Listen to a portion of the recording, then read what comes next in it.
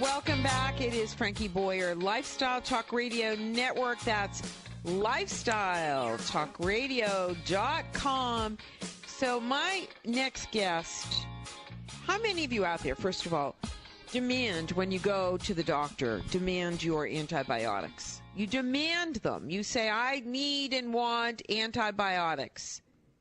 Well, what you may not realize is that those antibiotics are really not your friend. They are absolutely not your friend. So what could possibly be your friend?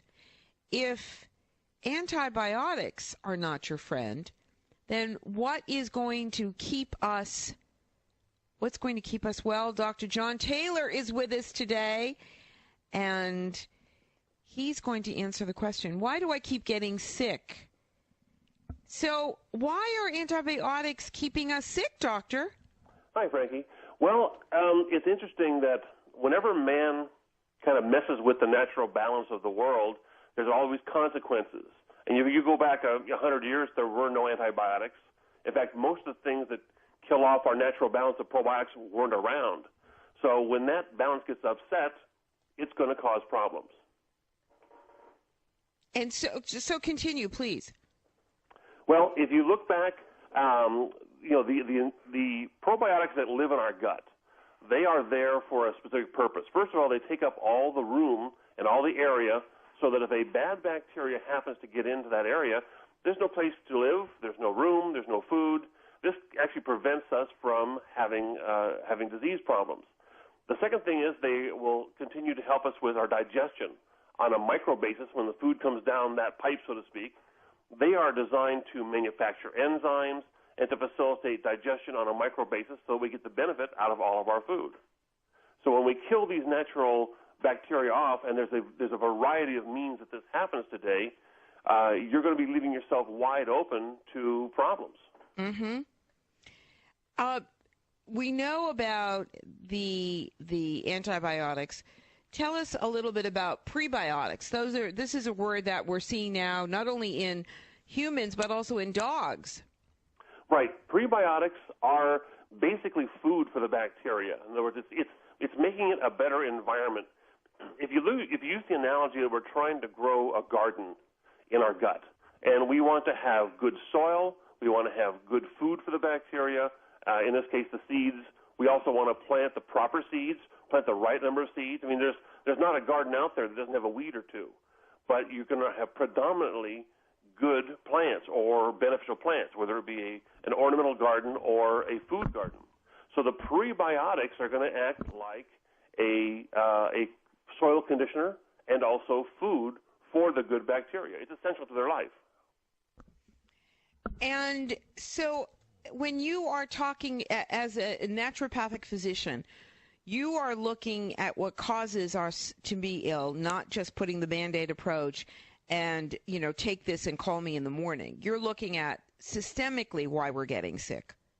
Exactly. In fact, you mentioned in the beginning that the antibiotics are not always your friend, and at the risk of having a double negative, I'm not anti-antibiotics. They have their place. It's a narrow band of necessity, and the problem is that antibiotics are being way overused in this country. I personally have been to the doctor with an issue, and I'll say, what do you recommend? He goes, well, I want to give you an antibiotic. And I go, well, could this be a virus? He goes, probably is a virus. Well, will the antibiotic help the virus? No, it won't really do anything to the virus. Then why are you giving me an antibiotic? So I actually have some rules that I tell people if they're going to go to the doctor and if they do have an infection and they do need an antibiotic, they have to be good consumers. And a good consumer is going to make you ask the doctor, is this a bacterial infection? If it is, have you tested to see that this is the exact bacteria that this antibiotic will kill? Or are you going to give me the shotgun approach?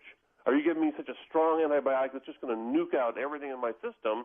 And that's generally what they do because it's easy. It doesn't take any time or trouble to give you the most powerful broad-spectrum antibiotic, and they end up upsetting the entire balance, sometimes with consequences that last for months and months and months. Mm-hmm. Well, when we come back, we are, what we don't realize is that we are so susceptible for infections when we take antibiotics, especially there is yeast problems, and women have lots of issues. Doctor, will you talk a little bit about that when we come back? Yes, I've got some specific things about that. Okay, wonderful. We will be back. What's the best website as we go to break? nwcnaturals.com. We'll be back in just a moment. This is Frankie Boyer.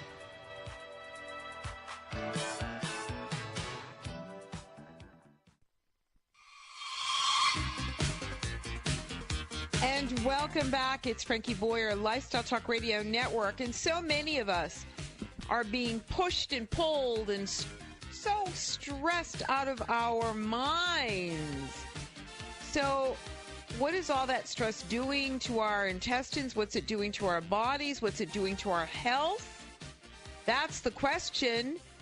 And he has written the book, The Wonder of Probiotics. His name is Dr. John Taylor. He is with us today. Dr. Taylor, welcome back. Thank you very much. So this stress that we are going through, along with the overuse of antibiotics, along with those antibacterial products that we constantly are using, tell us what we are doing. Well, unfortunately, we're upsetting the natural balance of our gut to the point sometimes it's almost not even recoverable. But I've always had good results from probiotics, and I've brought people back from seemingly huge problems and gone back to very, very good health.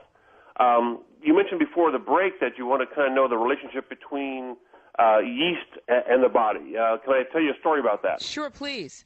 To get the idea of how yeast really is in the body, I like to use the analogy of cowboys and cows.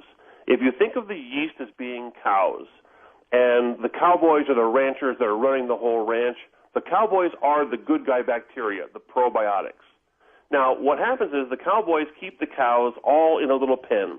They build fences, they put them in a corral, the cows stay in that one little area, and there's a relationship between the cowboys and the cows. So the good bacteria and the yeast have a relationship.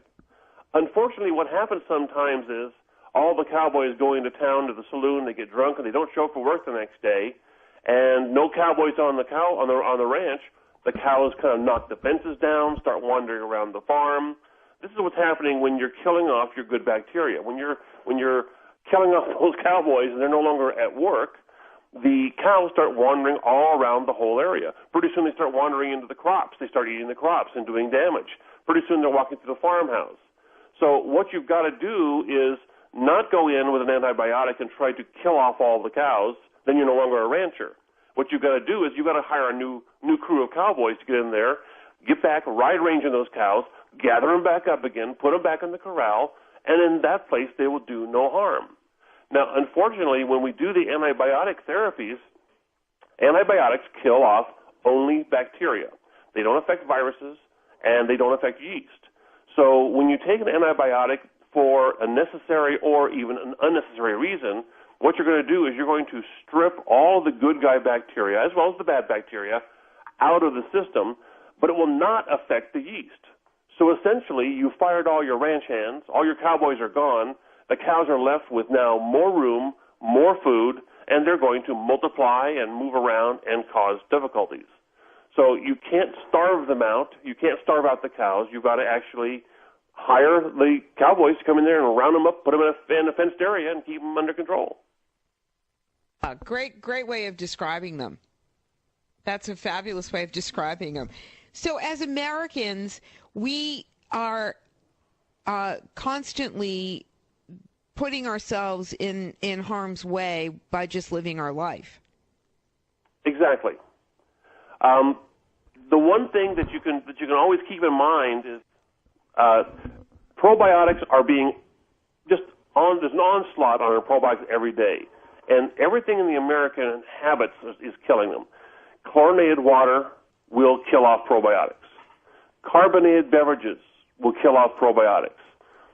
Obviously, antibiotics in either prescriptions or in our meat supply, and unfortunately, that's one thing which is kind of a hidden danger. Is we don't realize that there is so many antibiotics in our meat and our dairy that if you're consuming anything at all, you can just say, well, I'm just consuming a little bit of chicken breast. We're out of time. Doctor, give us your website.